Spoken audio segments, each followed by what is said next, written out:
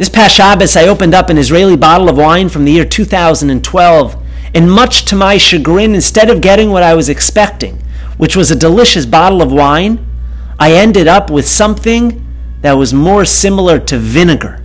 It was disgusting and it was putrid. The whole episode reminded me of a very peculiar Gemara in Chulin, where the Gemara Masechet Chulin describes Shmuel as resembling vinegar, as opposed to his father, who resembles wine. What's the difference between the two of them? Answers the Gemara that whereas Shmuel would only go out and survey his field once a day, Shmuel's father would go out and survey the field twice a day. The difference between once a day and twice a day is the difference between wine and vinegar. Isn't that a strange Gemara?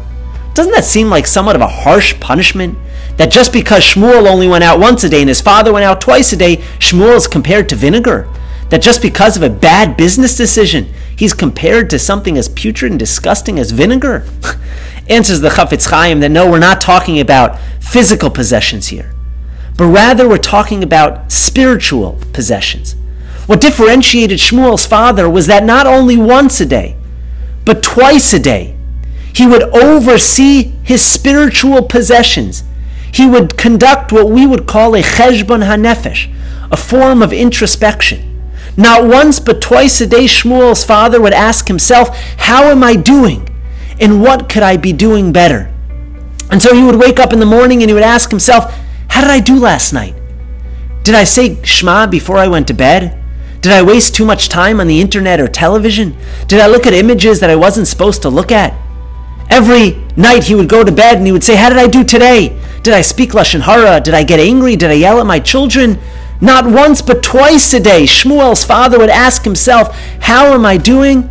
And could I be doing better? And says the Gemara that the difference between introspecting once a day and twice a day is the difference between something like vinegar and like wine. You see, one of the great tactics of our Yetzer Hara, of our evil inclination, is its ability to convince us to become so busy that we fail to stop and to ever think. The Yetzer Hara gets us on this rat race of life, moving from one thing to another, convincing us that busyness equals importance, and all of a sudden, we go to sleep and we wake up and one day blends into the next, and we fail to ever stop and think and ask ourselves such basic questions, like how am I doing? And could I be doing stuff better? And so here's my plea, my challenge to every single one of you. Over the next few weeks, things are going to get busier and busier as we approach the high holidays. As our children enter school, and then we're going to start saying Slichos, and then we're going to get into Rosh Hashanah, Yom Kippur preparations, things are going to get incredibly busy. And so my challenge is to not succumb to the tactic of the Yetzer Hara, but instead to make time not once a day, but twice a day, to stop and to think, to ask ourselves, what do we want to be doing better? How do we want our davening to look? Is it up to par, or could we be doing better at that? Am I doing the most that I can with my learning?